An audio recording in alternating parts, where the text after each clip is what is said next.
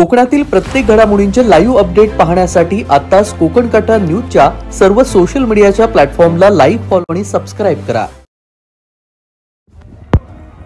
चिपळूण शहरातील भर बाजारपेठेमध्ये एक पेढी आणि एक सुपरमार्केट कोकण बाजारातील अज्ञात चोरट्यांनी फोडून पोलिसांची झोप उडवली आहे। बाजारपेठेतील शहर पोलीस चौकीच्या लगतच असलेलं एक सुपरमार्केट तर मुख्य बाजारपेठेतील प्रसिद्ध पेढी फोडून चिपळूण शहर पोलिसात चोरट्यांचा वावर सुरू असल्याचं या घटनेनं उघड झालंय। शहरातील मुख्य बाजारपेठेमध्ये शहर पोलीस चौकी नजीक असलेल्या एका सुपरमार्केटमध्ये चोरट्यांनी शनिवारी मध्यरात्री ते रविवारी पहाटेच्या सुमारास चोरी करून सुपरमार्केटमधील किमती खाद्यपदार्थांसह गल्ल्यातील रोख रकमेवरती डल्ला मारलाय।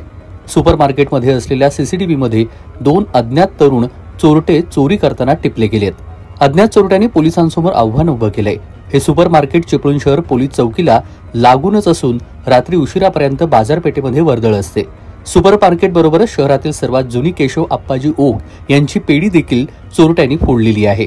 मात्र यामध्ये चोरट्यांच्या हाती रोख रक्कम लागली नाही, परंतु सुपरमार्केटमधील खाद्यपदार्थ आणि गल्ल्यातील काही रोख रकमेवरती डल्ला मारलाय। तेजस बोरगरे, कोकण कट्टा न्यूज, चिपळूण।